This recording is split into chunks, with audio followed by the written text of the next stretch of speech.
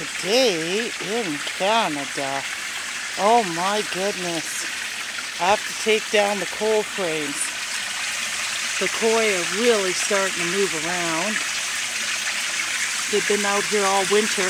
The one ball was spinning all winter. The other one I got spinning today. The pump was always running, but I had the hose running into the water so it wouldn't splash so much for the winter. But you can see the koi are waking up.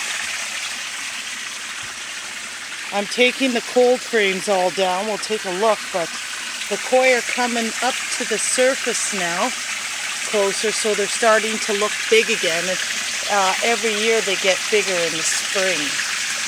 Now in some of the quieter areas, it's common to have a bit of this little bit of smear algae where the water's not moving very fast. So you can either get the water and the pump's moving fast, or you can peel it away. This shoot can be planted somewhere. We'll find a place.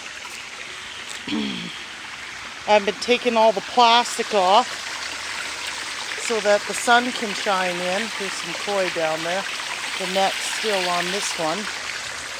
Taking the nets down. And you can see the goldfish are starting to move around. Those are the big filters. They're easy biofilters. If you look it up, easy biofilters, there's 4 connected there, I believe. Yeah, but you can connect and then it's on a T to the pump. Yeah, I mean, I don't have really big giant pumps. I mean, some of them are maybe up to 4,000 gallons an hour. Then I hook lots of the easy biofilters. That one has 3 connected. Now this is a bottom pond. I kind of stirred it up here. I was getting some of the dead stuff. I'll pull it off now. I took the frame down. I'm going to top it up. There's a filter in here I have to clean. And in the spring I pull away the dead stuff, right? I just pull away the dead stuff. And I have to tidy that up. There's the plastic all over. There's the frame I gotta put away. It just folds, and I'll hide it behind the garage. And I'm gonna clean the filters today. Work on the ponds. You can see everybody made it. There's the koi down there. The water's a little stirred up because I was working in there, pulling up dead stuff, like dead plant material. Nobody died. All the fish seem to have survived. There's nobody floating. There's a big black koi in here, but he's still shy and he hides under that massive yellow flag. And Bear likes to drink there. He likes to drink the pond water. Well, yeah, I know that fell, didn't it, Bear? Put the moss back. And this is real moss right here I have growing, and it's just so pretty. It's little tiny bits of algae you can pull away. There's some dead stuff that can be groomed now that I just took the plastic off. And my marsh marigold is coming back. The fish are a little shy tonight, or this afternoon, but at night they all come out like crazy. Bear likes to sniff around the pond. That's the massive yellow flag you can see is starting to come back.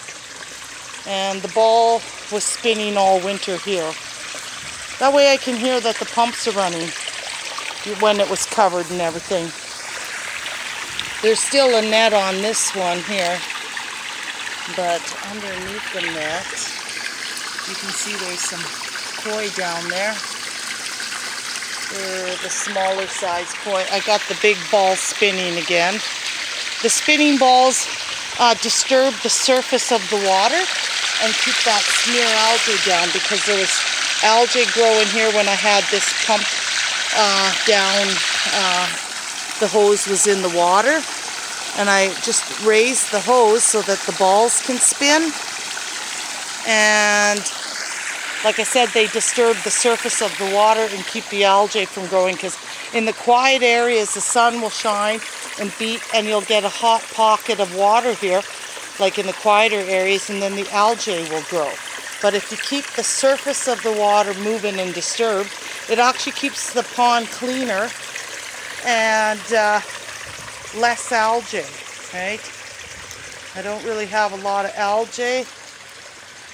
And now, once I clean this sedge up, you can see it's starting to regrow already. Like there's lots of fresh roots and shoots. So I'll move all this away, clean it up, and every day now. Oh, the black Maury survived. Where is he? He's down there. I don't know if you can see him. The sun is shining weird. He's down there, the black Maury. It's good to see them all alive. And like I said, well, the top pond, I got to take this cold frame down. It's 5 feet deep. And it goes all the way to the edge here. It's just, this is just a shorter little hump. The snow fell over here, but all this is going to come down today. And that'll give the koi lots of room. Well, they have the room to swim underneath there, but they need the sun. They're moving around really well. Let's see what the water temperature is.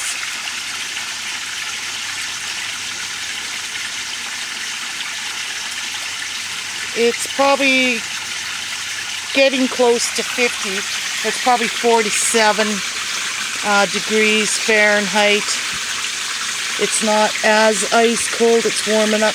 This little bits of smear algae, they'll get sucked up into the filters.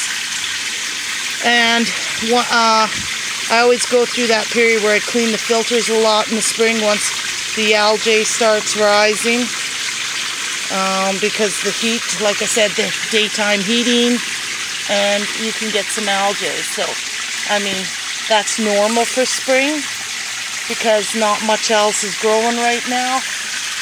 Just the algae, and the fish can eat it as well. So, but yeah, one heater heated all 4 of these connecting ponds. I kept the pumps running. That spinning ball was running all winter.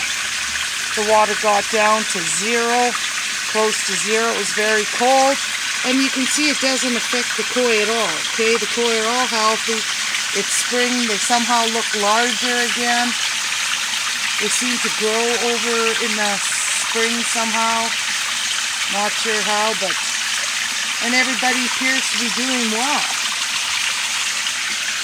Okay, and my 2 oldest koi have been outside and alive, the 2 big ones, since the very early 1990s. The big orange one down there and the big white one. The biggest ones are my original koi. So, you know, ice cold water does not hurt koi, ice cold running water. It actually helps keep the water fresh and keep the fish fresh. It's like all cold water fish, okay? Koi and goldfish are cold water fish. They're not half tropical. There's no such thing, okay? And as long as the pond doesn't freeze solid, so they still get air, right, they'll be fine. The largest fish in the winter, if they start dying first, it's because they ran out of oxygen if the pond's smothered in ice. But this way, with the water running continuously from pond to pond to pond, it always carries the, you know, built up gases away and replenishes the oxygen levels. There's 3 big, or so they were baby koi, but they're getting big. And I want to try to catch them and move them to the upper koi ponds, because the bottom ponds are for the goldfish. And the little tiny baby here, Rio, my little gremlin. Hey baby, are you the cutest thing? And I'm wearing shorts today. Baby, do you want to say hi to YouTube people? Say hi to all the YouTube people, baby. She's so darn cute. My car is named after her. I have a Kia Rio. Ha ha ha. She's a Rio. My husband called her Rio. And then I bought a car named Rio. Kia Rio. Just because. It's so cute and tiny like her. Yes, baby.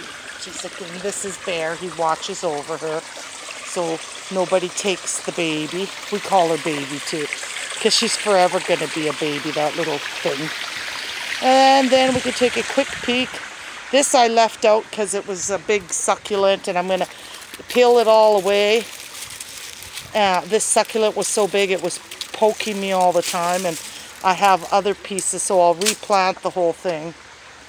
Because you can't save everything. I've got this out hanging for the day.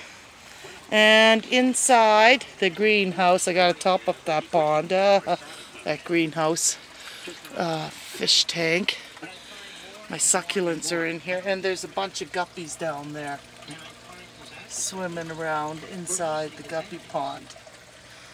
I'll have to move them outside soon. Yeah, I gotta top up that pond, or that little fish tank. I've just been busy with my mother. She's doing so much better. Old pillow for the baby to lay on. I have to clean up the yard. Okay, finally the mass amounts of snow are almost gone. There's bits still melting. It was a really cold January. February was the coldest on record. And I'm thankful I covered the ponds this year. It helped keep them a little bit warmer, less ice, right? Because the main killer of big giant koi in the winter is if your pond freezes so hard that they don't get a good oxygen exchange, right? Because the biggest fish in the pond need the most amount of oxygen. And if your pond has ice covering it totally and no water flowing, they're gonna run out of oxygen. So that's why I keep the ponds running, like the rivers and the creeks and the streams. That's why the fish can live in the rivers and the creeks and the streams, because with the water flowing, it doesn't freeze solid. Take a page out of nature, people, and keep your ponds running all winter. And that's today in Canada.